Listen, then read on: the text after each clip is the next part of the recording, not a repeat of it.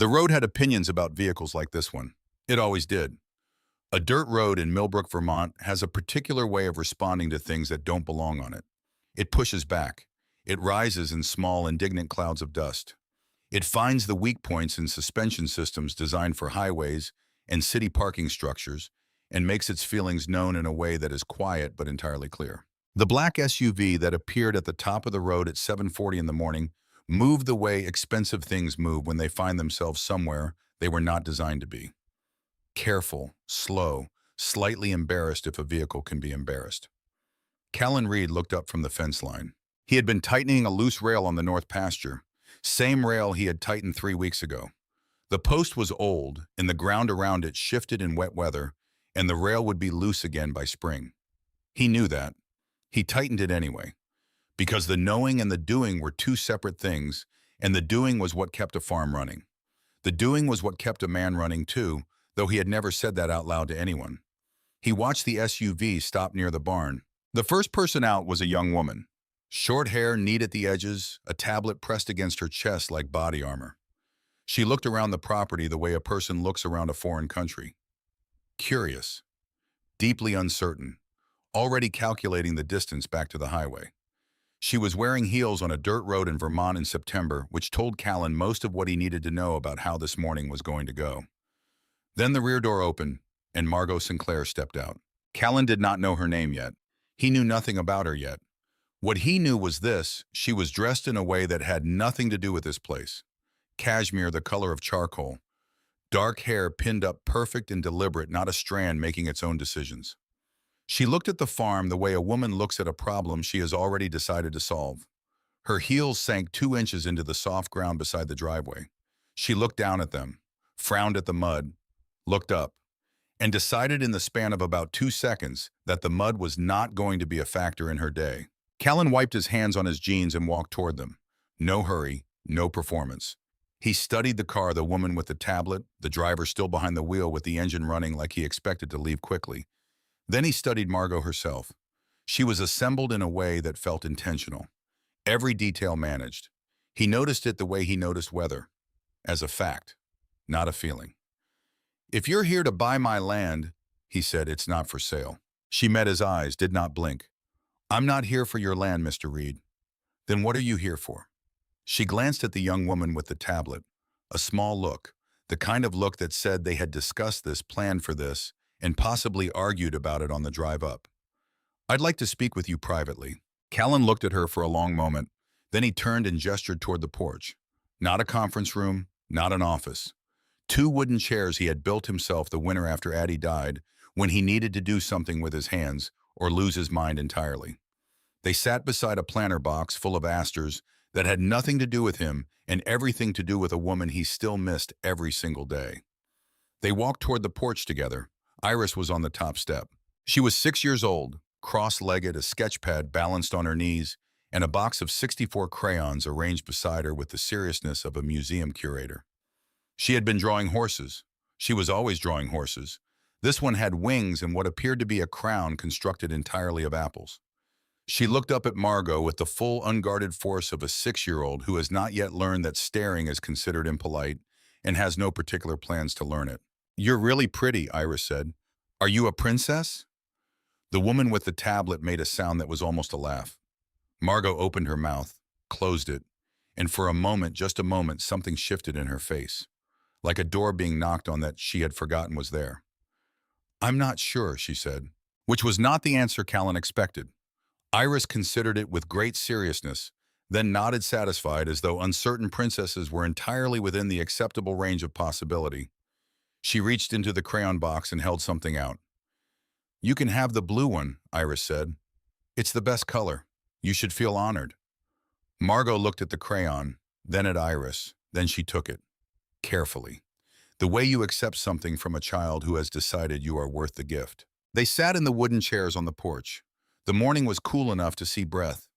The planter box between them held the asters in purple and white, patient in the September light. Margot got straight to the point. That was her way. Callan would come to understand this about her later, but he sensed it now. No easing in, no small talk to soften the approach. She told him she was the CEO of Sinclair Development Group. one of the largest luxury real estate firms in Boston. Her father, Thomas Sinclair, had built it from nothing. One office, one deal. 40 years of work starting with $40 and an idea about what people deserve to live in. He had died 2 years ago. Heart attack at his desk on a Wednesday afternoon.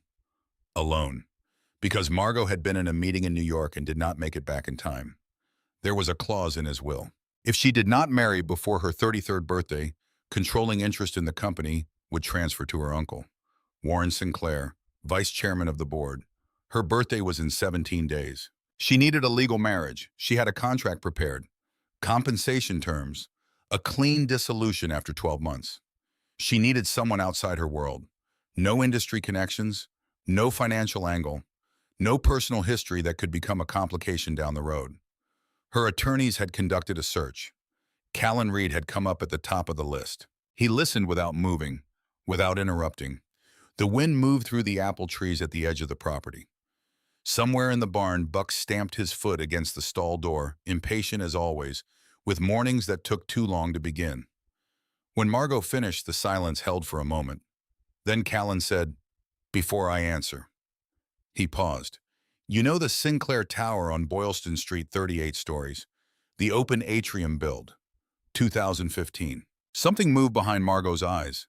A small, careful shift. The kind that happens when a conversation takes a turn you did not see coming, and you need a full second to recalibrate without letting anyone see you do it. "I know it," she said. "I designed it." She stared at him, because that was not in the file. Whatever background check her attorneys had assembled on the former structural engineer living on a farm in rural Vermont, that detail had not made it in. And he could see the precise moment she understood it.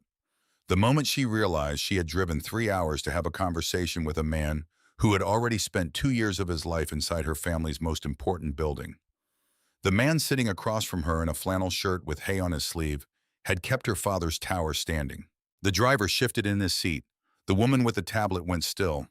Margot pulled herself together in approximately 3 seconds. He watched it happen. It was impressive in its way. The way a skilled engineer closes a calculation and moves to the next variable without sentiment. "That wasn't in your file," she said. "No," Callan said. "I don't imagine it was." He stood. "I'm going to say no, Ms. Sinclair. And I want you to hear the reason clearly because it has nothing to do with the money or the timeline or your uncle." She looked at him. "You ran a background check on me before you drove 3 hours to my farm. You built a file. You treated a person like a procurement problem." His voice stayed level. No anger in it. Just a plain statement of fact the way you state the load capacity of a beam. "I'm not a line item.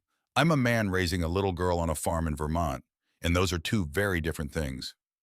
Margot stood as well. She did not apologize. He hadn't expected her to, but something in her face shifted again. That same quiet knock on the forgotten door. Something that looked almost against her will, like recognition. She walked down the porch steps.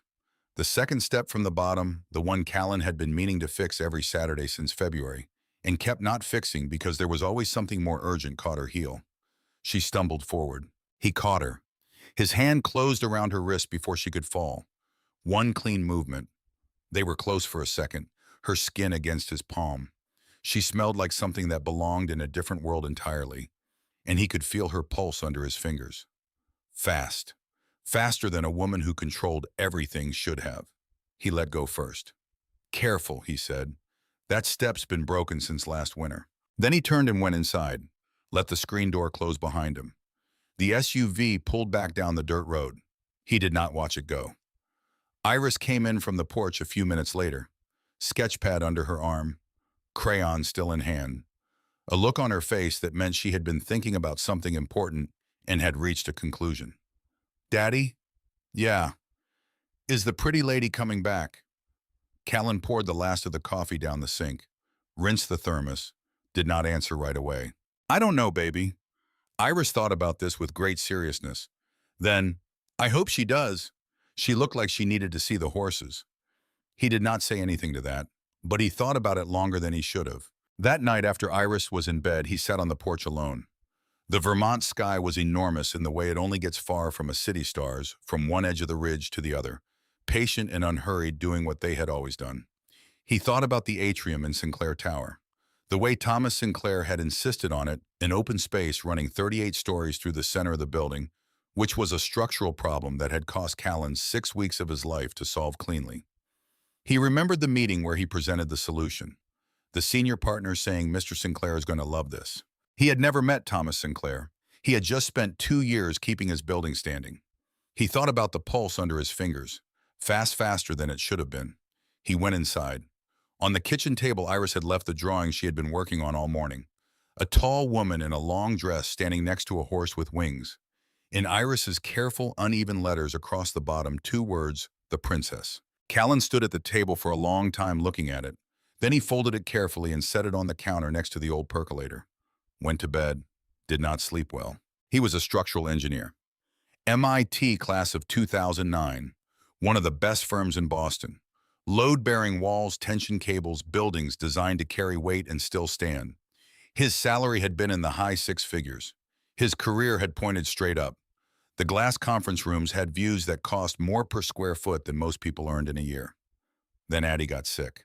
He resigned within a week, sold the apartment in Back Bay, liquidated the retirement accounts, walked away from the promotion he had just been offered, the one he had worked toward for 4 years, without a moment of hesitation.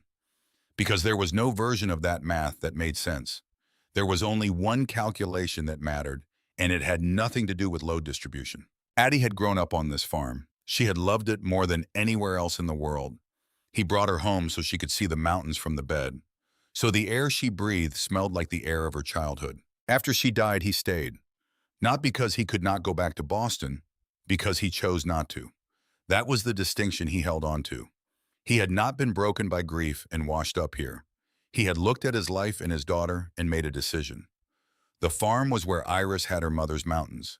The farm was where the Astors came back every August without anyone tending them, faithful and stubborn in the way some things simply are. He stayed because it was right. But lying in his bed that night after the black SUV had come and gone, he had to be honest about something. The quiet on the farm had been peaceful for the first 2 years. The third year, it had started to press.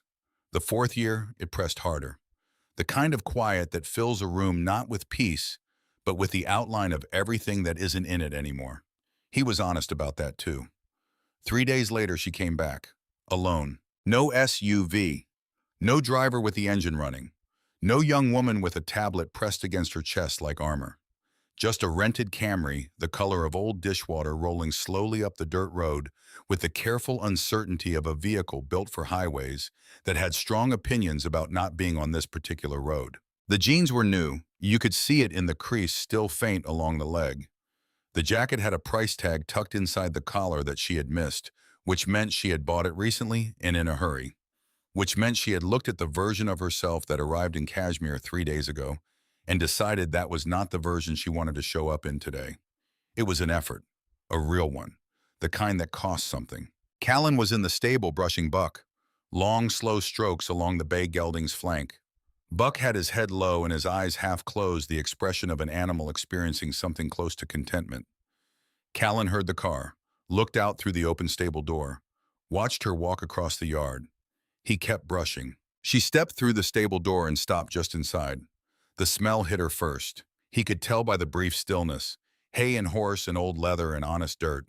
She stood there adjusting to it. Then she looked at him. "I'm not here to offer you money," she said. He kept brushing. "I'm here because I don't know where else to go." He set the brush down, turned, leaned against Buck's side and looked at her. And she talked. Not the CEO, not the prepared presentation. She talked the way people talk at the end of a very long road when the performance has finally cost too much to maintain. She told him about her father.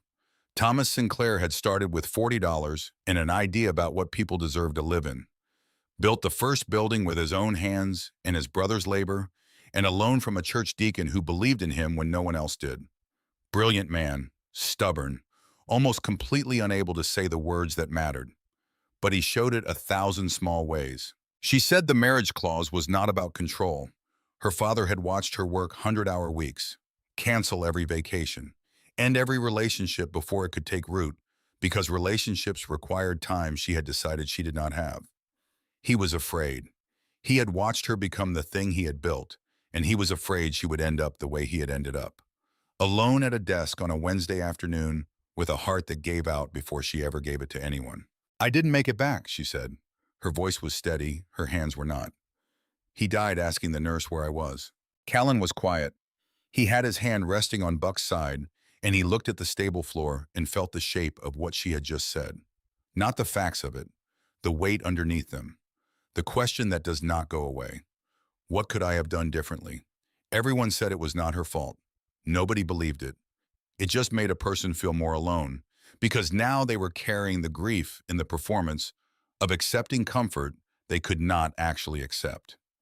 He said, "Have you eaten?" She blinked. "What breakfast? Have you eaten?" "No." "Come on then." He led her out of the stable and across the yard. She followed without asking why, which told him more than she probably intended. Iris was on the kitchen floor sorting crayons by color with the focused seriousness of a professional. She looked up at Margot, looked at her father, looked back at Margot with the frank, unhurried assessment of someone who had already formed an opinion and was checking whether the new information supported it. "You came back," Iris said. "I did." "Did you decide if you're a princess?" Margot sat down on the kitchen floor, right there on the tile in her new jeans and her jacket with the price tag she did not know was there. "I think I might be working on it," she said. Iris nodded. Acceptable answer. She reached into the crayon box and handed Margot the blue one again. "You can still have it. You look like you still need it." Callan made eggs. The left burner ran slightly crooked, a half-degree lean he had compensated for so long it was automatic. The orange juice was from the store because the trees would not be ready until October. Iris made tea, which was warm water in a generous spoonful of honey poured with great ceremony into a plastic cup shaped like a horse. She carried it to Margot with both hands, very slowly, the way you carry something irreplaceable. "This is the best cup in the house," Iris said. "You should feel honored." Margot looked at the cup, then at Iris. Something moved through her expression that had nothing to do with business and everything to do with being seen without agenda. "I do," she said quietly. "I really do." She drank all of it. No emails, no phone, no schedule being managed somewhere by someone with a tablet. Just a small girl explaining in great detail why horses were smarter than dogs, and the particular reasons Buck was smarter than most horses, and a man at a stove with a crooked burner making eggs that were actually very good, and morning light coming through a window that needed cleaning but looked beautiful anyway. When Margot stood to leave, Callan spoke before she reached the door. "I won't take your money," he said. She turned. "But I'll think about it." He looked at her steadily. "If you tell me one thing first." She waited. "Why does it have to be real enough that you drove 3 hours twice in a rented car to ask a stranger you had a driver? You had an assistant? You had the whole apparatus." A pause. "Why come alone?" Margot stood with her hand on the screen door frame. The light was behind her, and she looked like someone standing at the edge of a decision they had already made, but were only now admitting to themselves. "Because my uncle will tear apart everything my father built," she said, "and I cannot let that happen." A pause, quieter. "And because this place felt like the only honest thing I had touched in a long time." She left. The screen door swung shut. Iris appeared at Callan's elbow, looking out the window at the gray Camry backing down the dirt road. "She forgot her jacket tag," Iris said. "She did." "Should we call her?" Callan watched the car reach the main road, watched it turn south, watched the dust settle back over the empty road. "Not yet," he said. 3 days later in the evening he called. She picked up on the first ring. He noted that, said nothing about it. He told her he would do it. Then he laid out the conditions. No money, not a dollar, not a gift that functioned as payment. If he did this, he did it as himself.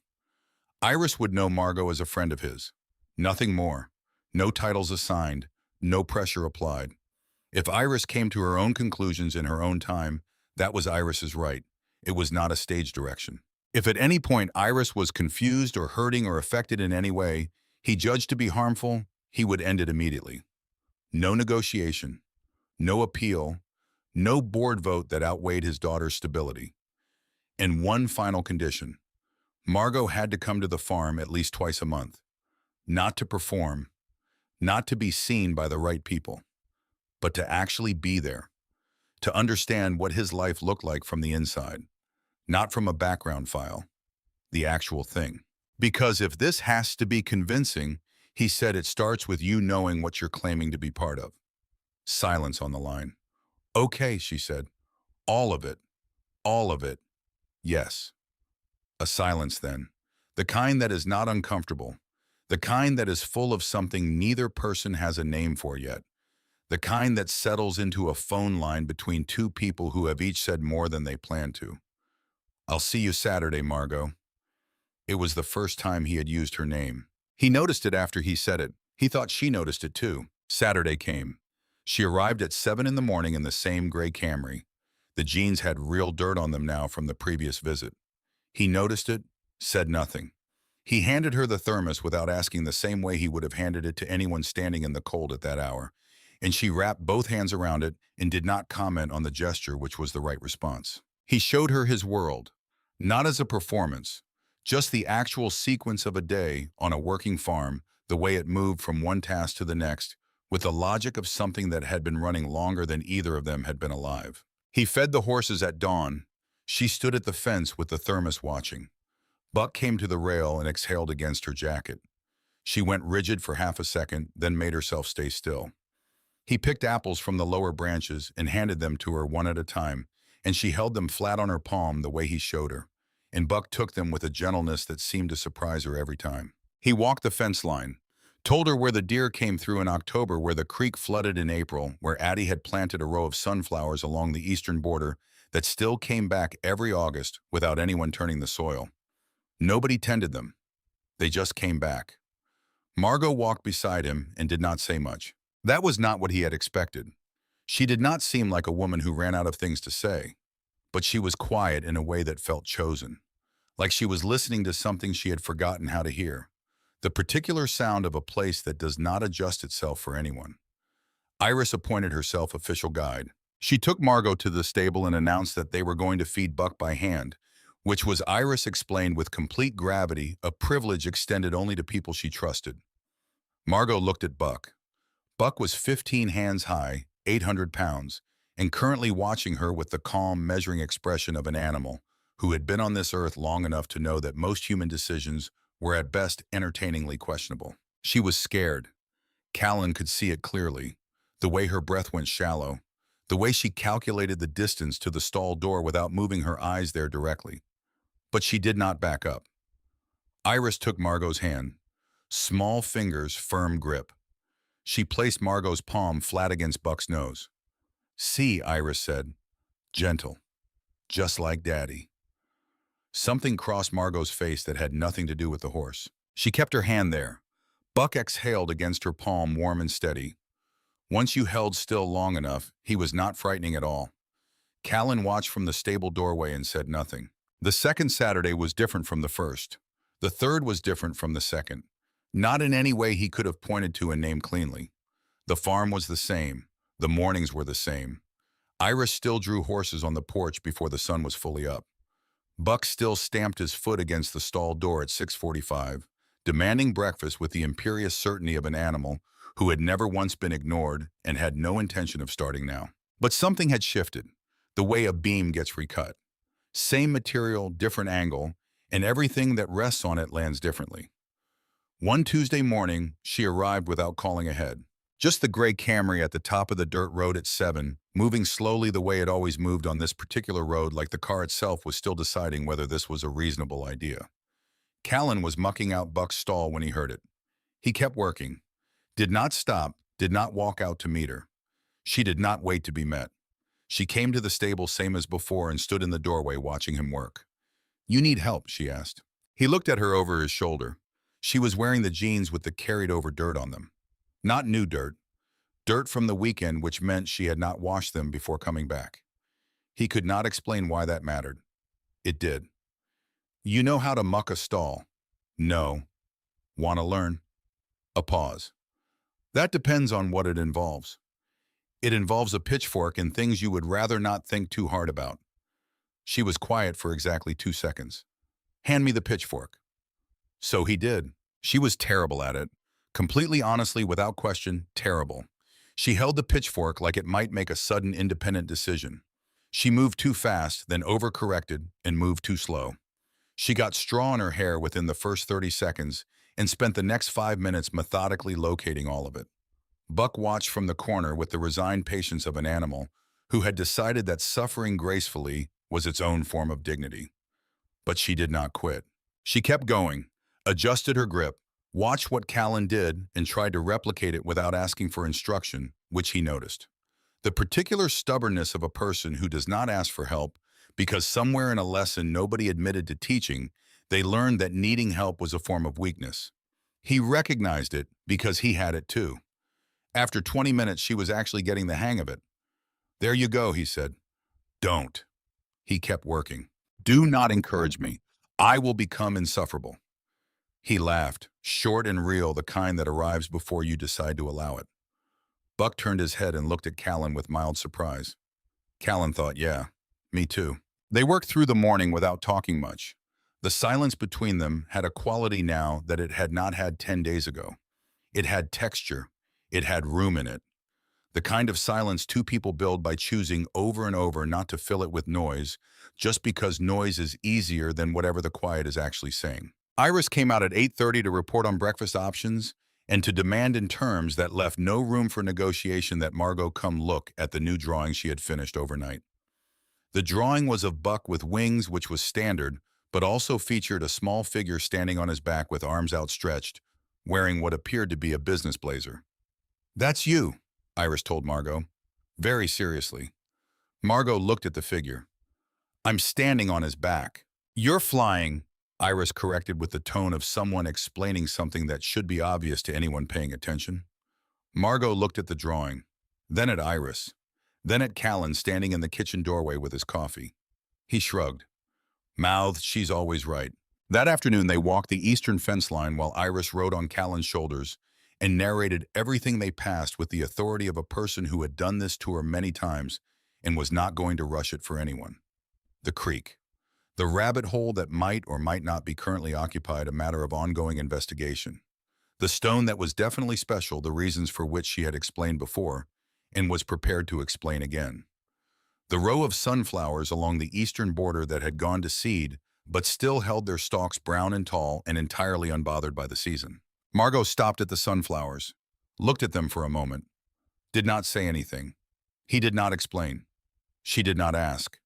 But she reached out and touched one of the dry stalks with the back of her hand briefly, the way you touch something you want to remember the texture of. Then she kept walking. That evening was the first time they sat on the porch, and neither of them had anywhere to be the next morning. There was no clock running against them, no reason to cut it short.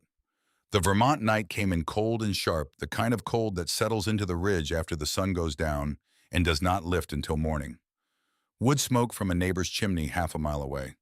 The moon up early over the tree line, the apple trees silver and still below. Margot had the flannel on. She had taken it from the hook by the door without asking, the way you reach for something you have already decided belongs in your vicinity. Callan saw it, said nothing. She pushed the sleeves up and settled back and looked out at the dark orchard without comment. The flannel was enormous on her. It smelled like wood smoke and apples and something that was simply the particular scent of this place. A life lived close to the ground. After a long while she said, "Tell me about the Sinclair Tower, the building itself. Tell me what it was like to design it." He was quiet for a moment, not reluctant, just finding the thread. "Your father wanted an open atrium," he said.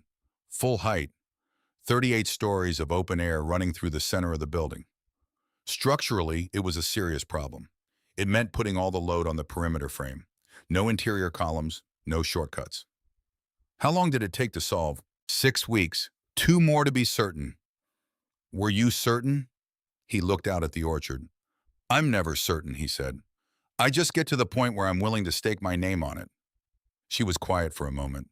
"Then that's exactly how I feel about every deal I've ever closed." He understood then that he was talking to someone who was not underneath all the contracts and the managed appearances and the 100-hour weeks entirely different from him. Someone who also built things meant to hold. Someone who also knew that certainty was a performance, that the real work was deciding how much uncertainty you could carry and still move forward. He thought about Thomas Sinclair insisting on the atrium, an old man with a vision that made a structural engineer's life very difficult for 8 weeks, a man who wanted his building to breathe. He thought about that sitting on this porch in this particular dark. He did not say any of it out loud, but she was looking at him like she knew anyway. Her phone lit up on the arm of the chair. She glanced at it, then deliberately turned it face down. He raised an eyebrow. "It's Simone," she said. "It can wait." It was the first time he had seen her not answer Simone immediately. Small thing. Not small at all. They stayed on the porch until past 10. When she finally stood to leave, she did not rush. She looked at the orchard for another moment, then at the planter box. "What kind are they?" she asked. "Asters. A beet. My wife planted them." Planted. She looked at them a moment longer. Something in her expression settled the way an answer settles when it turns out to be simpler than you expected. "They're beautiful. Do you do anything special for them?" "Nothing," he said. "They come back every year on their own." She looked at them once more. "Maybe they don't need anything done for them," she said quietly. "Maybe they just need to be left alone to be what they are." She went down the porch steps around the broken second step without being told because she had learned it, because she remembered. He stood on the porch long after her headlights disappeared behind the hill, thinking about load distribution and asters and the specific gravity of a sentence that lands somewhere unexpected in your chest. The following week, she sent him a text at 9 on a Sunday evening. "The northeast fence post third from the corner. The wood is going soft at the base. I noticed it on the walk. When are you fixing it?" He stared at the message. He typed back Saturday, probably. She sent, "I'll help." He wrote, "You don't have to." She wrote back, "I know." Nothing else? No explanation. No further discussion. Just, "I know the way you say something when the point is not the thing you said, but everything underneath it." He set the phone down, looked at the ceiling. That was the night he stopped pretending, at least to himself, that this was a clean arrangement with clean edges and a known end date. It was not. It had stopped being that somewhere between the pitchfork and the flannel, and a woman who texted about fence posts at 9 on a Sunday evening and folded things before she left. He did not know what it was instead. He was working on that. Then came the 12th day. Callan was in the stable checking Buck's left shoe, crouched with the hoof between his knees when he heard a car on the road. He did not look up right away. Margot's visits had found a rhythm. Tuesdays and Saturdays mostly. Today was Wednesday. Probably someone overshooting the county route, turning around in the farm track the way they sometimes did. The car did not come to the farm. It slowed at the driveway, then continued toward town, toward the road that led to Aunt Bet's house. He set Buck's hoof down, straightened, looked out through the stable door at the empty road, at the faint dust trail already beginning to settle. Silver Mercedes, late model. He knew one silver Mercedes in this county. He took out his phone and dialed before he had finished forming the thought. Aunt Bet picked up on the third ring. "Aunt Bet." Callan. Her voice was level, the careful level, the one she used when she was choosing every word before it left her mouth. "Did you just have a visitor? A beat. He just left." Callan walked out of the stable into the yard, stood in the morning light, felt something cold settle in the center of his chest. A wire thin and tight drawing taut from somewhere deep. "What did he say?" Aunt Bet told him. Warren Sinclair had arrived alone. No lawyer, no assistant. Charcoal overcoat over a pressed shirt. He had the practiced ease of a man accustomed to charity boards and donor dinners, places where the threat is always dressed as concern and the knife stays under the napkin until it doesn't. He had been warm, genuinely warm, or the kind that was indistinguishable from genuine, which was in some ways worse. He said he admired Callan, that raising a child alone on a farm took real character. He was not there to cause trouble. He was worried. A man in Callan's position getting involved in something that looked from the outside like a marriage entered into for Gainwell. Family courts took a serious view of that kind of instability. Custody evaluations could be lengthy, thorough, public. He had looked at Aunt Bet's house when he said it. Not pointedly, just looked. The way a man looks at something when he wants you to understand he has noticed it. Then he thanked her for her time, left his card on the porch rail, and drove away. Callan stood in his yard and listened to his aunt's voice and felt the cold wire in his chest pulled tighter with every word. This was not abstract. This was not a threat aimed at him, a grown man who could absorb and assess and respond. Warren had gone to his aunt, had stood in front of a 63-year-old woman in her own home and been warm and left a business card and made sure she understood what was at stake. And what was at stake was Iris. Not Margot's company, not the board vote, not some legal clause in a dead man's will. Iris. He felt it the way he felt the worst possibilities, not as thoughts, as physical weight. The gravity of a world where a courtroom decided he was unfit, where a judge looked at a single father on a remote farm who had entered into a fraudulent arrangement and found the situation unstable, where someone with a clipboard came to assess whether his daughter was being raised in a suitable environment. He knew logically that the road from a threat to that reality was long. He also knew that some roads, once someone points you down them, are difficult to stop. "Are you all right?" he asked. "I'm fine," Aunt Bet said. Her voice was steady now. "I'm the one who should be asking you that.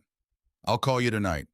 He hung up, went inside, made Iris's lunch for tomorrow, washed the dishes, swept the kitchen floor that did not need sweeping, did the things his hands knew how to do while the rest of him was somewhere else entirely.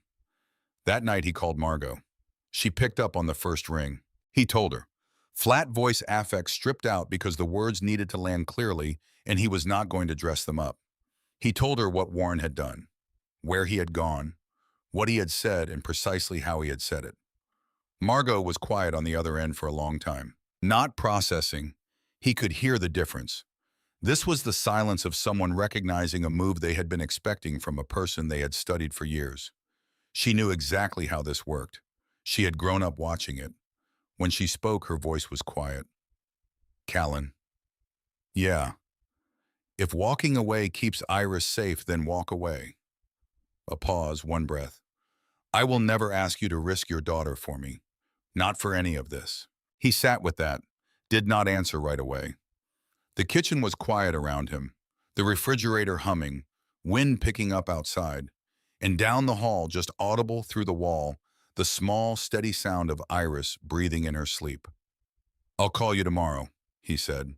He hung up, went to check on Iris. She was on her side sketch pad on the nightstand, a crayon still loose in her right hand from drawing before her eyes closed. He eased it out carefully, set it on the pad, pulled the blanket up, stood in the doorway for a long moment just listening. Aunt Bet arrived the next morning before Callan had finished his first cup of coffee. She came in without knocking. She had never knocked on family doors in her life and had expressed opinions about people who did more than once with some force. She carried a casserole dish under one arm in the expression of a woman who had made a decision on the drive over and was not going to be talked out of it. She found Callan at the sink. She set the casserole on the counter, sat down at the kitchen table, folded her hands. "You're doing it again," she said. He kept his back to her. "Doing what?" "Calling it protecting Iris." He turned off the water, dried his hands, turned around, leaned against the counter with his arms crossed. "I am protecting Iris. And..." She looked at him with the expression she had been giving him since he was 8 years old, and trying to convince her that a broken window had nothing to do with a baseball. Not impatient, not angry, just completely calmly clear. "What else are you doing?" He did not answer. Aunt Bet leaned forward. Her voice dropped, but it gained weight. "You found something real after 4 years of nothing worth finding. And now it got hard, and you're looking for the exit." "That is not what I'm doing." "Then what are you doing?"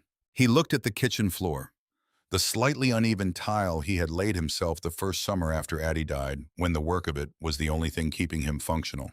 He had done a decent job, not perfect, but it held. It had held for 4 years. "She called me," he said finally, "when I told her about Warren. First thing she said was if walking away keeps Iris safe, then walk away." He paused. "Said she would never ask me to risk my daughter for her." Aunt Bet was quiet. Something moved across her face. Not a smile exactly. Something older and more certain than a smile. "She said that first," Bet asked. "Before anything else. First thing." Aunt Bet looked at her folded hands for a long moment. Then quietly, "That is a woman worth not walking away from." Callan looked at the floor, said nothing. "You moved heaven and earth for Addie," Aunt Bet said. "You walked away from everything you had built without blinking. You sat with her through 18 months of the hardest thing I have ever watched. You held her hand the night she left. A pause. That was not safe, Callan. That was not the careful, sensible choice. That was the most frightening thing I have ever watched my child do. She let that land. And you survived it. You will survive this too. He stood at the counter and looked at the tile for a long time. Then he went to get Iris from school. He arrived 40 minutes early and sat in the parking lot with the window down and the radio off in the Vermont afternoon doing its ordinary thing around him. Other parents pulling in, a teacher crossing the lot with an armful of folders, a dog barking somewhere on the street. Ordinary. All of it ordinary and unhurried and entirely unaware of the weight he was carrying in the front seat of a truck in a school parking lot in Millbrook, Vermont. Iris came out at 2:45, backpack covered in horse stickers, lunchbox swinging, something in her hand that her teacher had given her at the door with a small, careful look toward Callan. He unfolded it in the front seat. 3 people in front of a house, a tall man, a small girl with her hair in 2 careful puffs, a woman with a wide smile and her arm around both of them drawn with the earnest, effortful hand of a child, trying not just to draw, but to capture something true. At the bottom, in Iris's most careful letters, Daddy's friend who smells like flowers and is scared of horses. Callan sat in the school parking lot. The afternoon sun came through the windshield. Iris was in the back seat telling him something important about her spelling test, her voice easy and certain the way children's voices are when the world is still the size they can manage. He looked at the drawing for a long time. Then he folded it slowly, carefully, the way you fold something you intend to keep. He put it in the left breast pocket of his jacket against his chest. He took out his phone and called Simone. She picked up on the second ring. Mr. Reed, always professional. What time does she need to sign the papers to make the deadline? A pause. He heard the gears shift. Before 5 o'clock on her birthday, that's the 17th, 3 days from now. Don't tell her I called. A longer pause. Mr. Reed, are you sure? He looked out the windshield at the parking lot, at the ordinary Vermont afternoon holding itself together the way it always did. He thought about the drawing in his pocket. He thought about Buck's mane in 7 uneven braids. He thought about a woman who turned her phone face down and stayed until past 10 and folded a flannel shirt before she left. He thought about a man who wanted an atrium in the middle of a 38-story building because he believed a building should breathe. He thought about what it took to build something meant to hold. Yeah, he said, I'm sure. He started the truck, drove home through the Vermont afternoon with Iris in the back seat and the drawing pressed against his chest the whole way. That evening, a package arrived from Simone. No note inside, just a sealed envelope with his name on the front in handwriting that was not Simone's. The ink was blue. The letters were uneven in the way of a hand that was not entirely steady when it wrote them. He sat down at the kitchen table, set the envelope in front of him, looked at it for a while without opening it. Then he opened it. The handwriting inside was the same, careful in its intention, uneven in its execution. The handwriting of a man who knew what he wanted to say and was determined to say it regardless of what his hand was doing. Thomas Sinclair. The date at the top was 14 months before he died. Thomas wrote that he had watched his daughter build something extraordinary, that her work ethic and her mind and her will were things that humbled him. He wrote that he had given her everything he could think to give, every opportunity, every advantage, every resource his 40 years of work had produced. And then he wrote that he was afraid he had given her everything except the thing that mattered most at the end: time, presence, the understanding that a building is only worth what happens inside it. He wrote that he hoped she would meet someone who understood that, someone who knew there were things more important than what you could build. He had never found the right way to teach her that himself. He hoped life would teach her in his place. The letter was not addressed to Callan. It had been found in a desk drawer after Thomas died by a woman who had worked beside his daughter for 7 years and knew her better than almost anyone. Simone had read it, and she had known. She had known in the way that people who pay close attention sometimes know things before they can explain why they know them. The letter belonged here, in this kitchen, with this man. Callan sat at the table for a long time after he finished reading. He thought about 2 years in a glass tower on Boylston Street. 6 weeks solving a problem for a man he never met. An atrium that ran 38 stories through the center of a building open air, where there could have been columns, space where there could have been structure, because one stubborn old man believed a building ought to breathe. He put the letter back in the envelope, set it carefully on the counter next to the drawing from Iris's classroom, which he had taken out of his pocket and unfolded and placed where he could see it. 3 people in front of a house, in crayon, in the hand of a 6-year-old who was not making art. She was making a record of something true. The morning of her birthday, the fog came in low. It settled over the orchard before dawn, patient and unhurried the way fog does in Vermont when the season is turning and the nights have finally gotten cold enough to mean it. The apple trees stood in it gray and still. The ridge disappeared. The whole farm contracted to a small circle of visibility, soft at the edges, quiet at the center. Callan was at the fence at 5:45. Same place he always was at this hour. Same hand on Buck's neck. Same boots on the same ground he had been standing on for 4 years. The fog was cold against his face, and the coffee in the thermos was the last of the pot, and Buck was breathing slow and even against his palm the way he did in the mornings, steady and patient, unbothered by fog or cold or anything else the world chose to send. That was the thing about Buck. Nothing surprised him. Nothing rushed him. He had been on this farm longer than Iris had been alive, and he had seen everything it had to offer, and he had decided, apparently, that all of it was fine. Callan had spent 4 years trying to learn that. He heard the car before the headlights appeared. The engine of the gray Camry was familiar to him now in a way he had not noticed becoming familiar. Low and careful on the dirt road, moving slow the way it always moved on this particular stretch, like the car, and the road had reached a private understanding.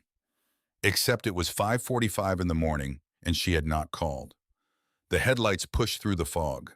The engine went quiet. The car stopped at the edge of the drive. The driver's door opened first. Simone got out, walked around to the passenger side and opened that door too, which meant Margot had not been driving, which meant something about the state she was in when they left Boston before dawn on the morning of her 33rd birthday, which meant the woman stepping out of that car into the fog and the cold of a Vermont field had come here without a prepared next move. In 17 days of knowing her, that was the first time. Margot stood beside the car. She was wearing the dark jeans, the ones that had real mud on them now, from the northeast fence line repair 2 weeks ago. The boots she had ordered after he sent her the brand worn in, already the leather starting to soften at the flex points the way good boots do when they are being used honestly. Her hair was down, not managed, just down. And the fog was beginning to settle in it, small cold droplets she did not bother to brush away. She looked across the yard at him. He looked back. Neither of them moved for a moment. Then she walked toward him. Not fast, not slow. The pace of someone who has already decided something and is finished with the deliberating part. Her boots on the dirt, her breath making small clouds in the cold air, the fog shifting around her like it was making room. She stopped a few feet away. He waited. "I'm not here to ask anything." Her voice was steady, not CEO steady, not the voice she used in conference rooms or on calls with attorneys. Steady the way a person is steady when they have set everything down and are standing with nothing left to hold up. "I just wanted to see this place one more time, in case it's the last time." She looked at the orchard, at the fence she had helped repair, the new cedar posts set in concrete at the base, at the veranda where she had worn the flannel and turned her phone face down and sat still long enough to hear what this place actually sounded like underneath everything. Then she looked at him. "I would rather lose the company," she said, "than lose whatever it is I found here, even though I still don't have the right word for it." Callan looked at her for a long moment. He thought about the atrium, 38 stories of open air through the center of a building, a man who wanted his building to breathe, 6 weeks of structural calculations to make it possible, and at the end of it, a space that held nothing and held everything at the same time. He thought about the drawing in the left breast pocket of his jacket. It had been there for 3 days. He thought about a letter written in unsteady blue ink by a man who was afraid his daughter would end up alone at a desk with a view nobody was sharing. He took his hand off Buck's neck. He stepped forward. His hands had dirt on them. There was hay on his sleeve. His boots had 3 years of honest use on them and not one apology. He looked at her the way he had not looked at anyone in 4 years, without the careful management, without the measured distance he had maintained since the day he buried his wife, and decided without ever saying it out loud that staying alive and raising Iris was the most he could ask of himself. Not today. "Then kiss me," he said. She blinked. Not for the contract, he said. Not for the board, not for Warren or the deadline or the 17 days.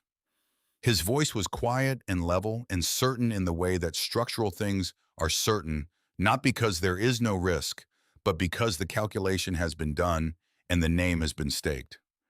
If we're doing this, I need to know it's real, so kiss me and mean it. Behind her, Simone made a sound. The sound of a person who has maintained professional composure for years and has just discovered in real time that she has run completely out of it. Margot did not move for one full breath. Then she stepped forward and she kissed him in the apple orchard in the fog, in the 5:45 dark of a Vermont morning with the trees standing quiet around them and Buck watching from the fence with the mild, unhurried disinterest of an animal who had decided this particular development was acceptable and required no further commentary. Her hands came up and gripped the front of his jacket. Both of them. The grip of a person who has been holding on to something alone for a long time and has just found something solid enough to actually hold. His hand came up to the side of her face, rough fingers against her cheek. The fog shifted around them. It was not a performance. It was not a strategy. It was not a clause in a document or anything that could be filed or executed or dissolved after 12 months. It was the first honest thing either of them had allowed themselves in years. It lasted long enough for Buck to lose interest and turn back to the fence. Long enough for Simone to look at her phone and then decide she was not going to be the person who documented this moment and put it back in her pocket. When they stepped back, Callan's hand was still at the side of her face.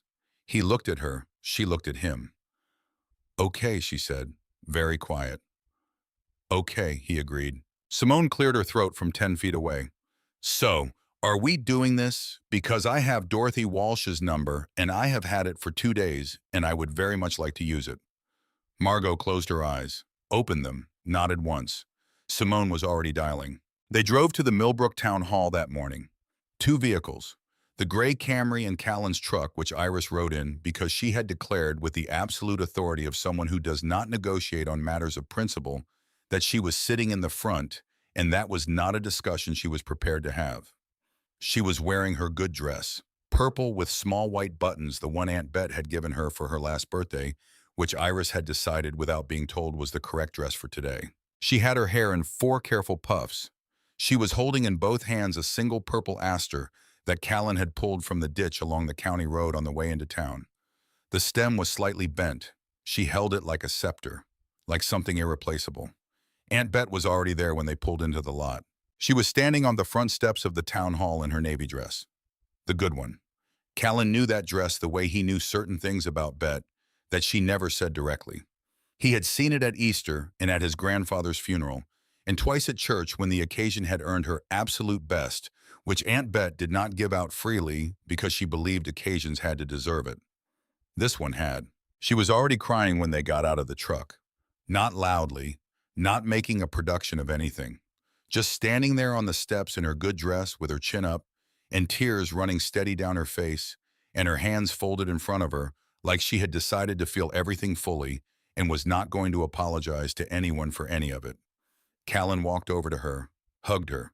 She held on for a moment with both arms. Then she pulled back, looked at his face, said, "It's about time. Betty, I'm not apologizing." She looked past him at Margot, who had come to stand a few feet away with Simone beside her. There was an expression on Margot's face that Callan had not seen there before. Not uncertainty in the business sense. Something human. The look of a person standing outside a warmth they have not felt in a long time and are not entirely sure they are allowed to step into. Aunt Bet walked over to her. She was not a tall woman. She was 63 years old, and she had buried a husband and raised a household on what was never quite enough, and she had never once in her life let any of that make her small. She took Margot's face in both hands, looked at her for a moment the way a woman looks at someone she has been waiting to meet without knowing she was waiting. Then she said, "Welcome," just that. And Margot, who had delivered keynotes at national conferences without notes, who had faced down a hostile board at 29 years old, who had been measured and composed through every hard thing that had come since her father died alone in an office on a Wednesday afternoon. Margot's eyes filled.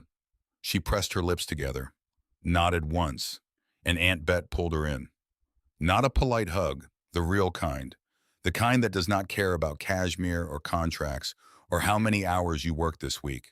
Iris watched from the sidewalk with the aster clutched in both hands. Then she walked over and stood next to Margot and wrapped one arm around Margot's leg, her cheek pressed against Margot's hip. The aster held out carefully to the side so it would not get crushed. Nobody had asked her to do that. Nobody had suggested it. She just decided. Dorothy Walsh had been the Millbrook town clerk for 22 years. She was 71 years old, short white hair, glasses on a beaded chain, and she had the efficient, unhurried manner of a woman who had processed thousands of official documents and knew better than anyone that the paper was never really the point. She had known Callan Reed since he was a boy who came into the general store on Summer Street barefoot every August and took exactly one piece of candy each time. She had always known about it and never mentioned it because some things are not worth the conversation and some things just mean a kid is a kid. She looked at him now, then at Margot, then at Iris standing between them, holding the bent aster with both hands, like she was carrying something that could not be replaced. She looked at Aunt Bet in the navy dress with the good mascara already beyond saving and not one regret about it. Dorothy Walsh took her glasses off the chain and put them on, picked up the paperwork. "Well," she said, "let's get this done." The ceremony took 11 minutes. No music, no photographer, no argument about flowers or seating arrangements or any of the thousand details that people spend months arranging when what they are really doing is filling the space around the thing they are afraid to look at directly. Just 4 people in a county office on a Thursday morning, a 6-year-old who dropped the aster twice and retrieved it both times without breaking ceremony, and a town clerk whose voice stayed perfectly level except for one half-second pause near the end when she said the final words and had to find the next breath before she could continue. When it was done, Dorothy stamped the certificate with the efficiency of 22 years of practice, slid it across the counter.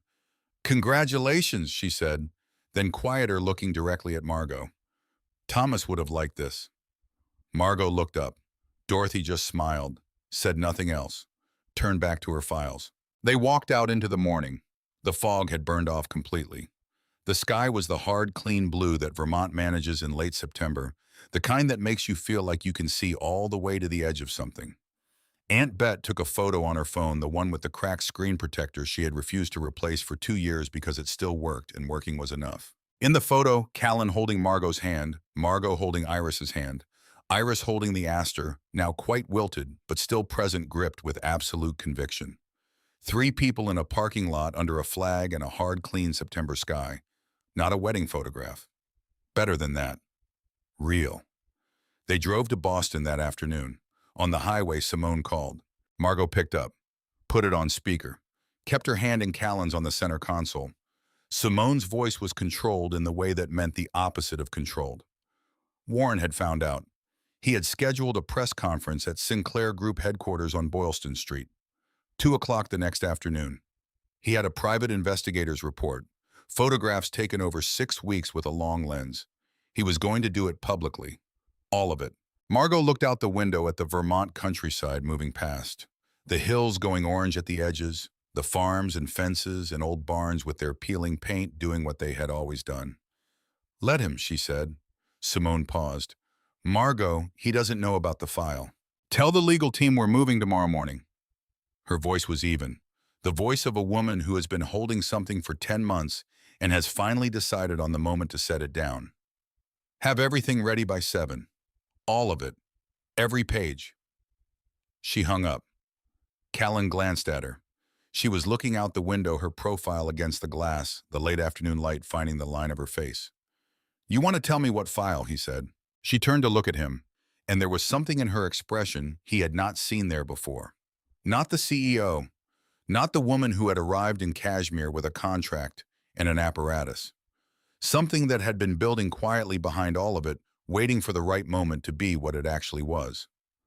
"Warren has been taking from the company," she said. "For at least 2 years. I've known for 10 months. Callan kept his eyes on the road. "I held it back because he's my father's brother," she said. "Because I kept thinking he might stop. That I was reading it wrong." A pause. "I wasn't reading it wrong." The road moved under them. A long quiet. "He went to Aunt Bet," Callan said. "He stood in front of a 63-year-old woman in her own home and used my daughter to protect himself." "I know." He made the choice for you. She looked at the road ahead of them. So tomorrow we find out what it looks like when I make mine. He reached across the console and found her hand in the space between them and held it all the way to Boston. The morning came fast. Callan was up at 5. He went through the routine. Coffee, thermos, a walk out to check the horses at the boarding stable near Aunt Bet's, where Buck was staying for the 2 days. The ordinary architecture that held his days upright. Except this morning, Margot was at the kitchen table of the hotel suite at 5:30, with her laptop open and a legal pad covered in handwriting and a phone she had already used twice. He set a cup of coffee beside the laptop without a word. She looked up, mouthed thank you, went back to work. At 7:15, she came out in her blazer, hair pulled back, every surface of her organized and ready. The transformation was not something she eased into. It happened all at once. One version of her, then another. But she still had the farm boots on, the ones with the real mud on them from the fence repair. She had not changed them, he noticed. I have to go, she said. I know. The press conference is at 2. I know. She looked at him, checked the ground the way he had seen her do before, making sure it was still solid. I'll be back tonight, she said. I know. She stopped, looked at him more carefully. You keep saying that. Because I do. She stepped forward, kissed him once, brief and certain, not a question. Then she walked out. Warren Sinclair took the podium at Sinclair Group headquarters on Boylston Street at 2 o'clock in the afternoon. The camera crews had been there since noon. Cables across the pavement. A podium with the Sinclair Group logo centered with careful precision. Warren stood behind it in a charcoal suit, no overcoat. He wanted to look like a man at work, a man reluctantly doing what responsibility required. His expression was grave and measured, the performance of someone who had spent months preparing for a moment and was finally standing in it. He spoke for 12 minutes. His voice was warm and regretful. He chose every word the way a man chooses words when he has practiced them in front of a mirror.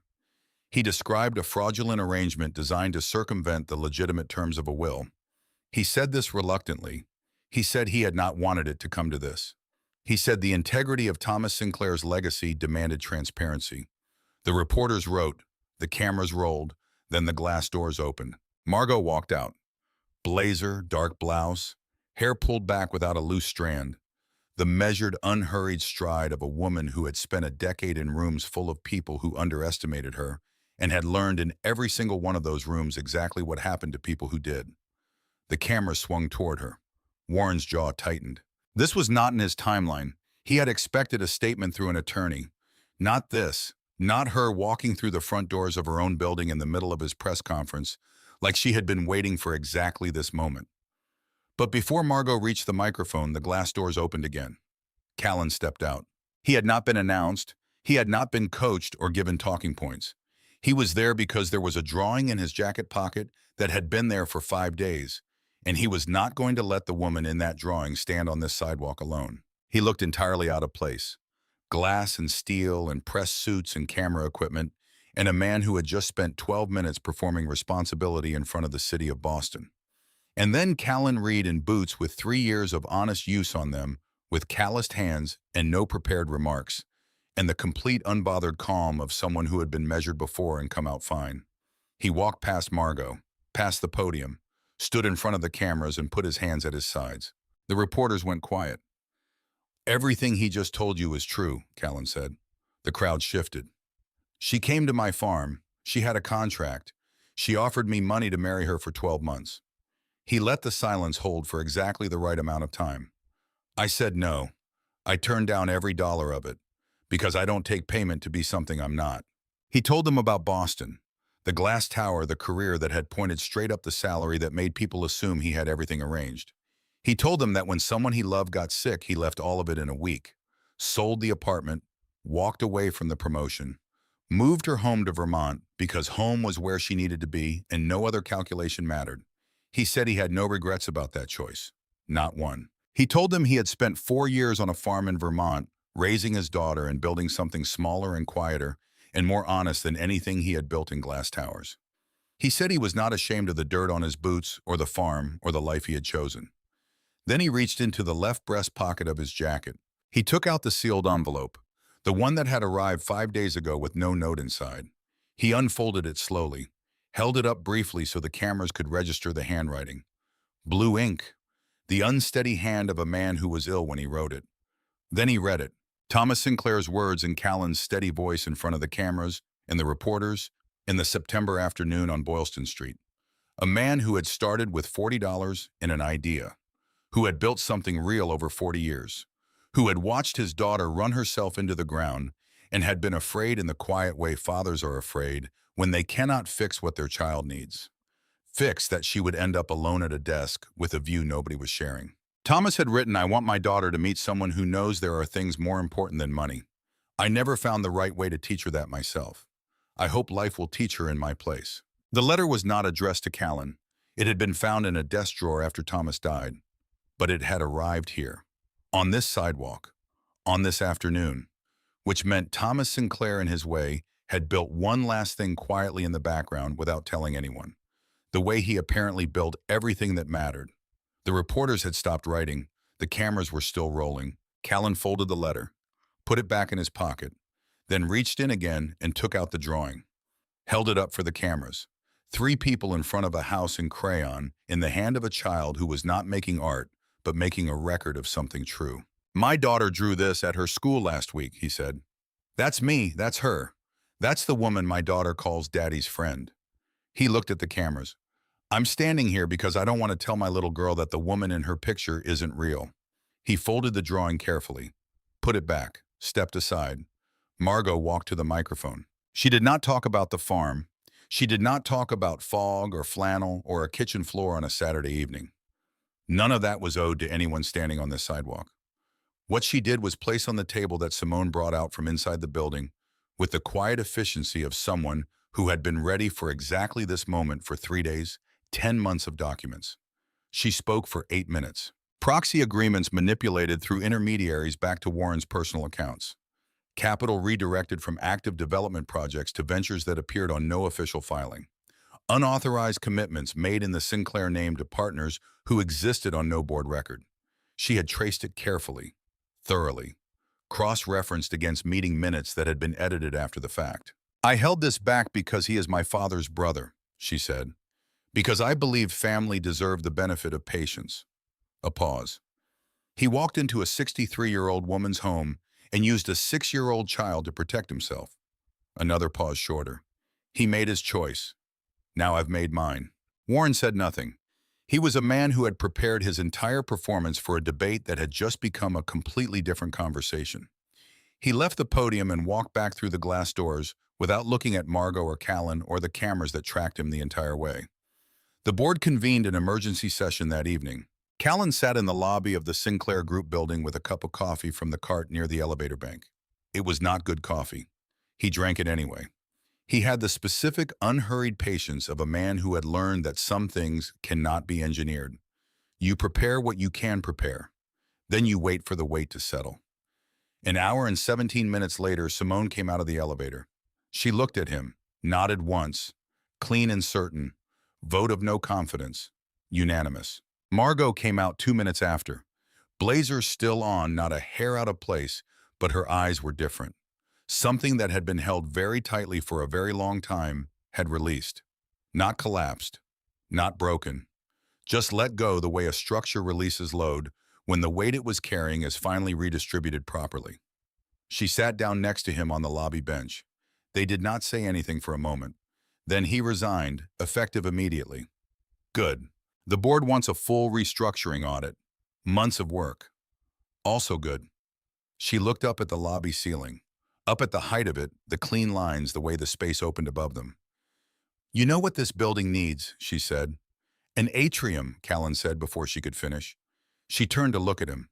"Is that hard?" she asked. He considered it seriously the way he considered structural things, turned it in his mind, ran the preliminary numbers without paper. "Complicated," he said, "but possible." He looked at her.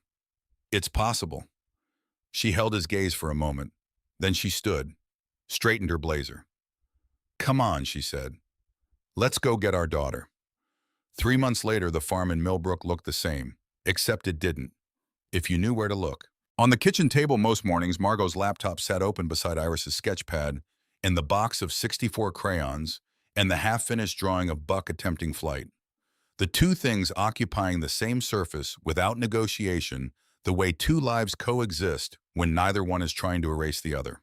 On the porch railing, Callan's old thermos and a white ceramic mug from a coffee place on Newbury Street in Boston. The mug had a chip on the handle from when Iris had carried it too enthusiastically across the kitchen one morning. Margot had looked at the chip and said nothing and kept using the mug every day after. By the front door, Callan's boots, Iris's boots with the Velcro closures and the farm boots Margot had ordered in September. The ones that were now dark with Vermont mud in a way that had nothing temporary about it. On the northeast fence line, the new cedar post set in concrete held clean.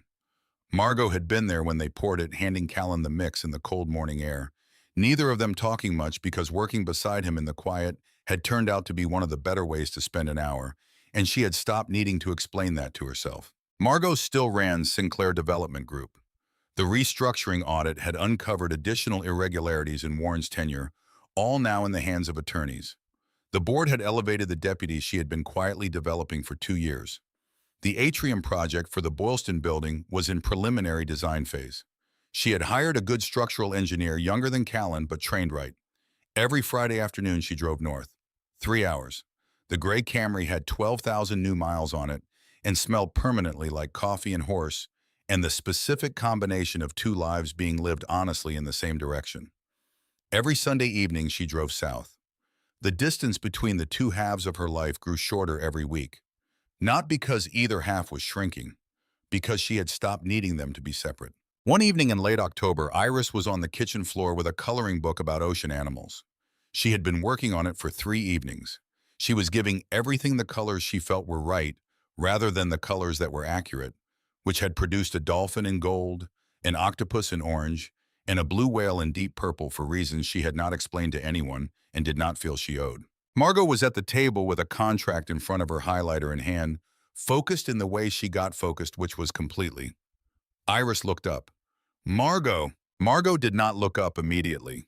It took her half a second. The name, the way it landed, short and easy and certain, the way you call someone what you have always called them because there was never any other option. Nobody had suggested it. Nobody had workshopped it. Iris had simply decided in the quiet interior logic of a 6-year-old who had made her assessment months ago and was done with the deliberating part. Margot looked up. What does acquisition mean? Iris asked. Margot set down the highlighter, gave the question her full attention because Iris's questions always deserved real answers, and she had learned that from watching Callan. It means, Margot said, choosing each word carefully, deciding that something belongs with you, even if it was already there before you arrived. Iris considered this with great seriousness. So it's like when I decided Buck was my horse, she said, even though he was already here before me. Margot looked at her. Exactly like that.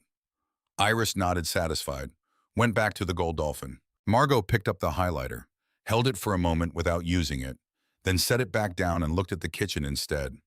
At the left burner on the stove that still ran crooked and that she had stopped noticing weeks ago. At the old percolator on the counter that made coffee no rational person would defend. At the drawing on the refrigerator held up by 2 apple-shaped magnets, 3 people in front of a house in crayon, in the same place it had been since October and would be long after. She sat there for a long time just looking at it. The last evening of October, the orchard went gold. It happened the way Vermont always did things. Fast and total and without apology. The apple trees caught it later than everything else, which meant they held their color past the maples and the birches and stood in the last of October like they were refusing to let go of something worth keeping. Callan and Margot were on the porch. The 2 wooden chairs he had built the winter after Addie died when he needed to do something with his hands or lose his mind. They had held him through 4 years of mornings and evenings. They held both of them now. The planter box between them, the asters going to seed in the October cold but still present. Purple and white, faithful and stubborn, doing what they did. Wood smoke from multiple directions, the whole valley settling in. The sky overhead enormous and clear, crowded with stars that only showed up this far from a city. I still can't believe you told me to kiss you, Margot said. I knew what I was doing. In front of Simone. Simone survived. She looked at him sideways. And the driver. He didn't know either of us. Callan looked out at the orchard. Still doesn't. She was quiet for a moment. Then, you planned it. He did not answer right away. The wind moved through the apple trees. I planned the conditions, he said finally. I planned what I needed. A pause. I didn't plan the fog. She was quiet. Or Iris dropping the aster twice. She picked it up both times, Margot said. She did.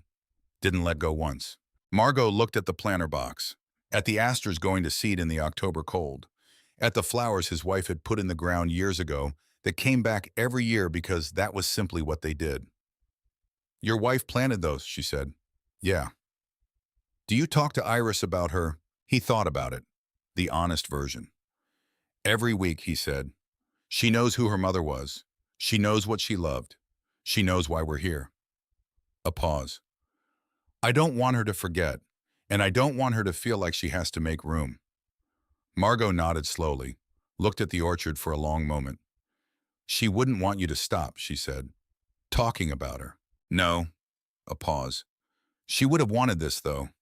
He looked at Margot. She was right about people. Every time. Without exception. He looked back at the orchard. I think she would have liked you. Margot was quiet for a long time. The wind moved through the trees. The stars held overhead. Then she said very softly, I think I would have liked her too. The silence after that was the best kind, the kind that does not need anything added to it. Then from inside the house, a voice, sharp and impatient and completely unimpressed by whatever the adults were doing out there in the dark. Stop being weird. The movie's starting. Margot closed her eyes, pressed her lips together, opened them. Callan stood, held out his hand. She looked at it for exactly 1 second, the kind of second that is not hesitation but recognition. Then she took it. They went inside. The 2 wooden chairs sat empty on the porch in the October dark. The asters between them, patient and faithful, doing what they had always done. Coming back, holding on, asking nothing from anyone, and giving everything anyway. The way some things do. The way the best things do. Not because anyone asked them to, because that is simply what they are.